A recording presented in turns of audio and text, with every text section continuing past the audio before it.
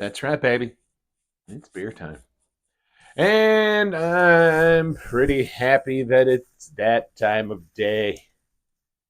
Beer time. Yum.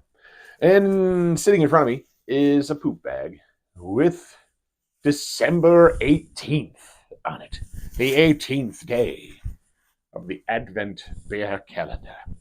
And it's a big, oversized can. Ooh. Oh, nice. Oh. This is an Erdinger Weissbrow. You know, well, I don't know what that word is. Weebier? Weibbier. Weebier. Um, Imported from Germany. I do love German Weiss beers. And let's see. I could probably put it in this. That is a Weiss glass. So, and I believe this is a pint. So let's take a gander and see all of the details. It's the classic illustration of hops done in the slight silver relief of the white can. So let me just show you guys that. I don't know if you can see. Oh yeah, you can. Good. I always have my camera facing towards me in Selfieville so that I can see what you guys see. So otherwise, I'd probably just point it, and all you can see is, Jack up there or something. So, all right. So let's see what it says underneath this in gold writing. Erdinger is brewed all naturally using traditional two-stage fermentation, never pasteurized. Private brewery since 1886, imported from Germany. Germany. And it's got a signature on it, but I can't read what the signature says. Aus Bayern. I don't know what that means either. And there's also some other writing. It's German. Gebraut nach dem Bayerischer Rhein Gigaboat. All right. Okay. Yeah, can't really read it. Hey, Puerto Rico, stop that littering. Brewed in Germany according to the Bavarian purity law by Privatbrauer Erdinger Weissbrau Werner Brombach. That's probably the name. And it's just best before sea bottom of can, import from Germany. And of course, the standard warning: no sword fighting, especially flaming sword fighting, if you're drunk and pregnant. Oh, and this one's got a Kelly hair on it. Hi, Kelly. I don't know if you ever watched these. That's Paul's wife. The poor, suffering wife of Paul. Love her. Love him. Good guy. So, let's just crack her open. And I don't care about the best before date because unless they're putting something in the beer to make it go bad, beer stays good for a long time. Those freshness dates that you see, I don't, I when I was brewing beer years ago, before all that freshness date came up, uh, generally the longer it sat in the bottle, the better it got. And that was like up to 8 years in the bottle. So, speaking of that, I don't know if you noticed this white box here. There's actually another couple of them a little farther down from that. That's actually wort, vacuum packed wort. So sometime in the future, after I stockpile some bottles, I will be taking this wondrous concentration of grainy goodness and I'm going to turn it into, this one's an amber, and then I have 2 boxes of Northwestern Dark. So looking forward to doing something with those, definitely.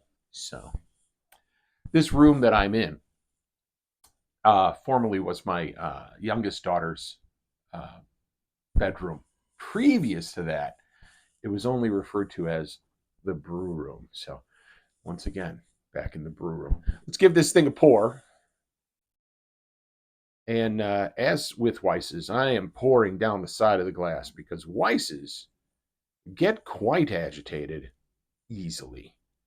And usually, that's one of the reasons why, if you got a Weiss at a German restaurant, they would float a slice of lemon across the top of the glass. Look at that pretty, pretty beer. Slightly cloudy, as is all Weiss, because it's got yeast in the bottom of the can, never pasteurized, and a very sparkling white head. Um, Usually the Weiss beers that I drink are Hacker Shore brand. I've had it both on tap and in the bottle. Delicious both ways. That lemon wedge just takes it over the top, kids. It's good. It's a fine beer for people who are just getting into the better beers, because it still is a deliciously beer flavored beer, but it's also elevated slightly, and then that lemon slice across the top. Can't go wrong, kids. You can't go wrong. So I'm gonna better give it a sniff. Better do all of the things, Rich. Don't get excited and just start slugging it down. It smells really good. And you know, is one thing I forgot to check: the ABV. And let's see if I can find that anywhere on the can quickly. 5.3% alcohol by volume. Delightful. And it is a pint and 0.9 ounces. So, all right. I'm glad I chose the proper glassware for a delicious Weiss beer. I just really wish I had that lemon slice on there. But then again, that would affect how this beer comes across. And you guys want to know how the beer is, not how the lemon is. So I'm tucking in. I use that word tuck. I'll explain it in some future video. It's based on Monty Python. So.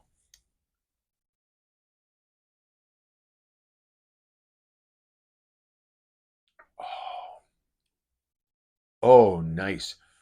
Nice. A very bitter end to that beer.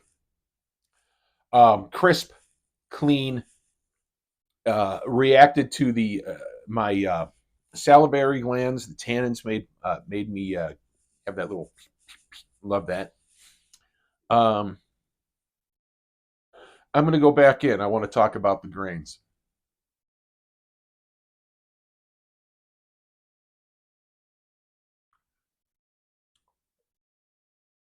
Oh, this is good beer. This is a nice Weiss beer. And as I said, this is a beer drinker's beer. If you like, pardon my burp, if you like the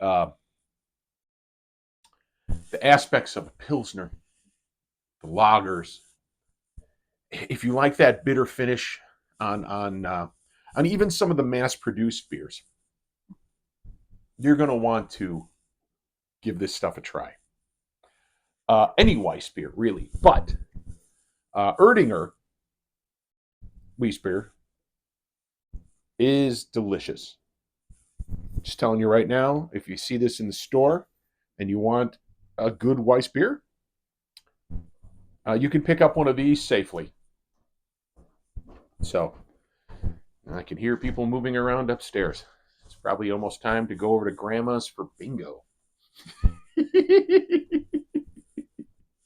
Originally, I was supposed to be doing band practice this evening, but instead, my mother-in-law, who's in her mid-80s, said to me, "Are you coming to bingo with us? I would be really sad if my good luck charm wasn't there." You know how I'm her good luck charm? All the bad luck in the room comes to me.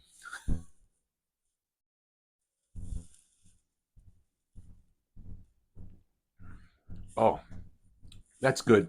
It's what's nice about this Weiss and all Weiss beers really is the only thing that lingers is a little bit of that bitter back and then it goes away. But when it goes away, it's like your salivary glands produce a little extra.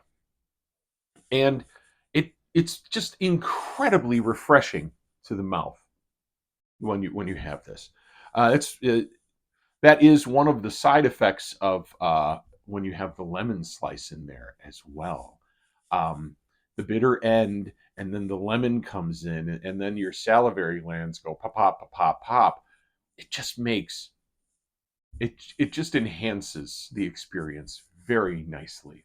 So, um, Erdinger Weissbier from Erdinger Weissbrow. I recommend it. Very tasty. If you find it in the stores, if it's reasonable, pick it up. It's a good one. If I saw this in the stores, would I grab it? Yes, I would.